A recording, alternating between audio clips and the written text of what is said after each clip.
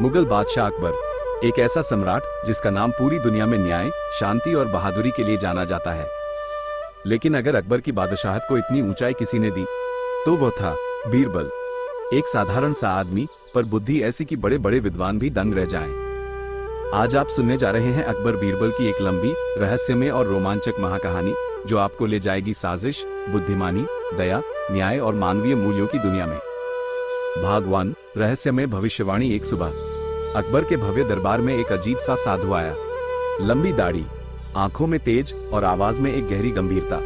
साधु बोला, जहांपना, आपके साम्राज्य पर एक बड़ा खतरा मंडरा रहा है, पर उसे टालने की कुंजी आपके दरबार में ही छिपी है। वो व्यक्ति बुद्धिमान है, पर अपनी असली शक्ति से अनजान है। पूरा दरबार दंग। हर मंत्री अपने आप को ही चुना हुआ समझ रहा था। अकबर ने पूछा, वो कौन है? साधु बोला, उस व्यक्ति को 4 कठिन परीक्षाओं से गुजरना होगा। बुद्धि की, त्याग की, न्याय की और दया की। अकबर शांत रहा, लेकिन उसके चेहरे पर एक ही नाम छिपा था, बीरबल। भाग 2, पहली परीक्षा, बुद्धि की परीक्षा। अगली सुबह महल के बाग में 3 पेटियां रखी गईं, एक सोने की, एक चांदी की और एक साधारण सी मिट्टी की। साधु ने घोषणा की, एक पेटी में है साम्राज्य की रक्षा का सूत्र। गलत पेटी खोलने से विपत्ति बढ़ जाएगी। अकबर ने कहा, बीरबल, आगे बढ़ो। सबकी सांसें थम गईं। बीरबल ने तीनों पेटियों को ध्यान से देखा। सोने वाली पेटी पर लिखा था, सच्चे लोगों के लिए। चांदी पर, जो सही मार्ग चुनते हैं उनके लिए। मिट्टी वाली पर कुछ भी नहीं। लंबी खामोशी, और फिर बीरबल ने मिट्टी की पेटी खोल दी। अंदर एक चिट्ठी थी। बुद्धि चमक में नहीं, सरलता में छिपी होती है। पहली परीक्षा सफल। भाग 3, दूसरी परीक्षा, त्याग की परीक्षा। कुछ दिनों बाद साधु ने कहा, साम्राज्य को बचाने के लिए किसी एक को अपनी सबसे मूल्यवान वस्तु त्यागनी होगी। अकबर ने पूछा, बीरबल, तुम्हारे लिए सबसे कीमती क्या है? बीरबल ने जवाब दिया, जहांपना, मेरे पिता की दी हुई पुरानी चादर। मेरी बचपन की यादें उसी में बसती हैं।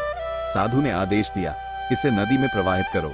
बीरबल चादर लेकर नदी की ओर चला, पर वहां एक बूढ़ी औरत ठंड से कांप रही थी। बीरबल ने बिना सोचे चादर उसे दे दी। दरबार लौटा तो साधु ने पूछा, चादर? बीरबल बोला, वह अब किसी की तकलीफ कम कर रही है। साधु मुस्कुराया। दूसरी परीक्षा पूरी। भाग 4, तीसरी परीक्षा, न्याय की परीक्षा। साधु एक गरीब किसान परिवार को दरबार में लाया।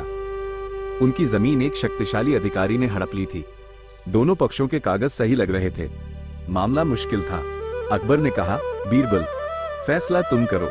बीरबल ने शांत होकर कहा, दोनों पक्ष अगला 1 हफ्ता अपनी अपनी बताई हुई जमीन पर खेती करें। असली मालिक की जमीन पर ही फसल उगेगी। 7 दिन बाद परिणाम चौंकाने वाला था। गरीब किसान की जमीन पर हरी भरी फसल, अधिकारी की जमीन सूखी। बीरबल बोला, झूठ कभी जमीन पर उग नहीं सकता। अधिकारी ने जमीन लौटाई। तीसरी परीक्षा सफल। भाग 5, चौथी परीक्षा, दया की परीक्षा। एक दिन साधु घायल पक्षी को लेकर आया। वह महल की दीवार से टकराकर गिरा था। साधु बोला, अगर इसको नहीं बचाया गया तो विपत्ति आ सकती है।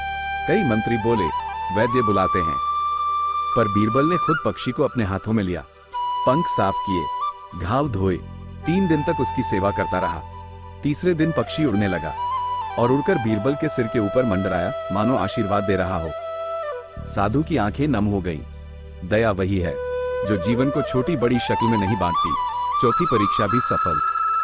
भाग 6, असली रहस्य का खुलासा। चारों परीक्षाओं के बाद साधु बोला, जहांपना, मैं साधु नहीं हूं, मैं एक दूर देश का विद्वान हूं। मैंने सुना था कि आपके दरबार में बीरबल नाम का एक अद्भुत बुद्धिमान व्यक्ति है। मैं उसकी परीक्षा लेने आया था। अकबर हंस पड़ा। बीरबल ने विनम्रता से प्रणाम किया। विद्वान बोला, अब मैं निश्चिंत हूं। आपका साम्राज्य सुरक्षित है, क्योंकि यहां बीरबल है।